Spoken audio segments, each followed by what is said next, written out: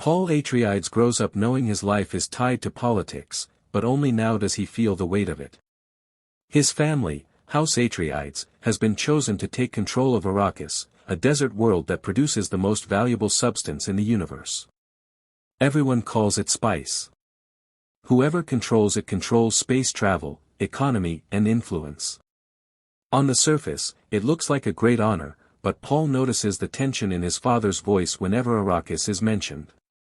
It feels less like a reward and more like a challenge wrapped in danger. Paul tries to focus on his training. His days are a mix of combat practice, strategy lessons and strange vocal exercises his mother insists on. She belongs to an ancient order that teaches discipline over mind and body, but she rarely explains the real purpose behind their methods. Paul trusts her and follows her guidance, even when he feels the unusual power stirring inside him. He has also started dreaming more often. The dreams are vivid, sometimes peaceful, sometimes unsettling. A girl appears in most of them, standing in the desert as if waiting for him. He has never seen her in real life, yet he feels he knows her. News arrives that their move to Arrakis is official. Ships are prepared, families uprooted, soldiers reassigned. The whole planet seems to hold its breath.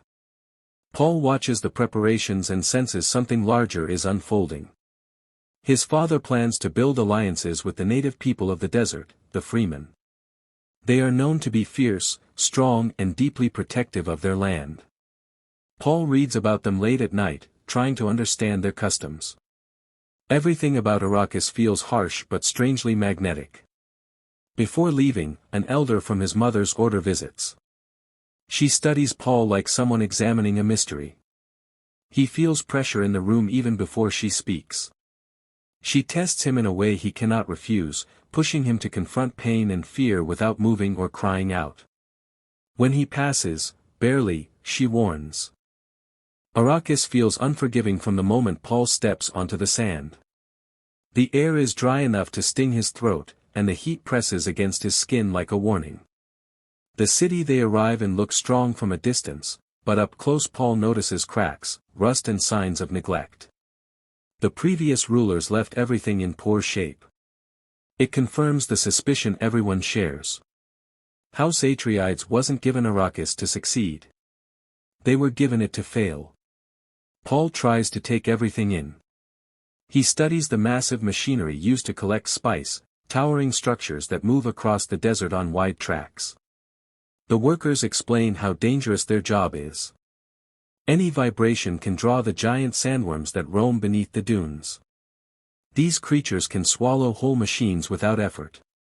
Paul hears the fear in the workers' voices, even though they try to sound confident. His father begins meeting with local leaders, trying to understand the political landscape.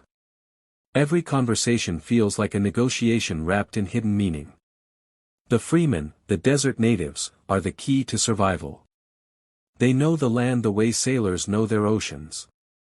Paul hears stories about how they use still suits to recycle moisture from their own bodies, allowing them to cross long distances in brutal heat. He wants to meet them, not as a ruler but as someone genuinely curious. During a spice harvesting mission, Paul finally sees how unpredictable Arrakis really is. He watches from a distance as the machinery works smoothly. The air shimmers with golden dust. Then alarms sound. A worm is approaching. The ground trembles. Workers scramble to escape. The rescue craft meant to lift the harvester malfunctions. Panic spreads fast. Paul moves toward the danger instead of away from it, trying to help organize the evacuation. When the worm bursts through the sand, towering over them like a living mountain, Paul freezes for a moment, awestruck. The creature seems endless, its mouth a ring of teeth spiraling into. The attack comes without warning. One moment the Atreides stronghold is quiet under the night sky, and the next it erupts with explosions that shake the walls. Enemy ships descend like shadows falling from space, unleashing soldiers who move with practiced brutality. Paul wakes to the sound of alarms, his heart racing before he even understands what's happening. The ground shudders beneath him as parts of the fortress collapse. Soldiers rush through corridors, trying to defend the stronghold. Paul's mother pulls him away from the chaos, knowing they're being targeted for reasons that go beyond politics. Their enemies want to erase the Atreides' bloodline completely. As they escape through a service tunnel, a group of soldiers ambushes them. These captors don't know who they're dealing with. They underestimate Paul's mother and the training she carries from her secretive order. With nothing but her voice, she bends the minds of their guards long enough to free herself and Paul. The ship they escape in is damaged, but it's the only option they have. Once they crash into the open desert, there is no time to rest. A sandstorm builds in the distance, rolling toward them like a wall of dust. The wrecked ship offers no safe shelter, so they begin walking, step by careful step, knowing a single mistake can draw a worm from beneath the sand. The storm hits them hard. Sand whips against their suits, blocking vision and eating away at their strength. They can barely hear each other over the roar of the wind. Paul's mind starts to drift as the storm rips at his focus. Instead of fear, he feels something else rising within him, an awareness, a thread of clarity guiding him through the chaos. His visions have never been this sharp. He sees flashes of the future, possible paths branching in every direction. Back in the capital, the Atreides' defenses crumble. Paul's father tries to rally the remaining soldiers but is overwhelmed by the sheer scale of the attack. He is captured, Br. The Fremen watch Paul and his mother with a mix of curiosity and suspicion.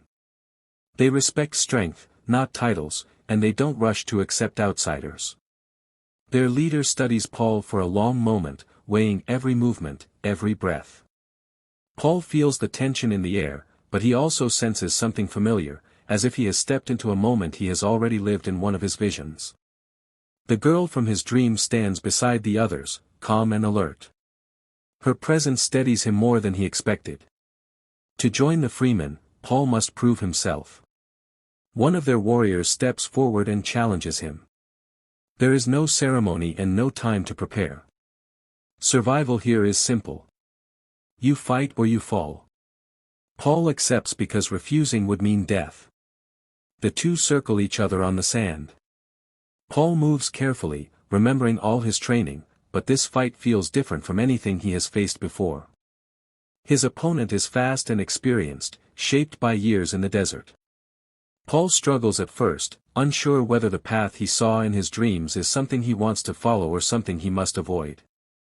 The duel forces him to commit. He adapts, listens to his instincts and lets his training take over. He gains the upper hand slowly, without arrogance, only determination.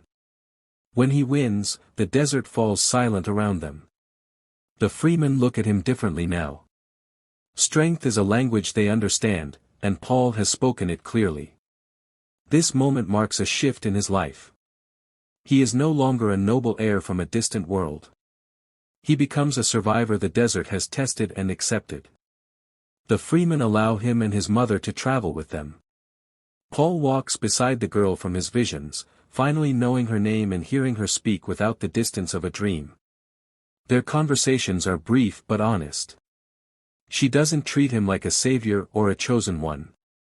She sees him as a person learning to survive in a world that doesn't care about titles. As they move deeper into the desert, Paul begs,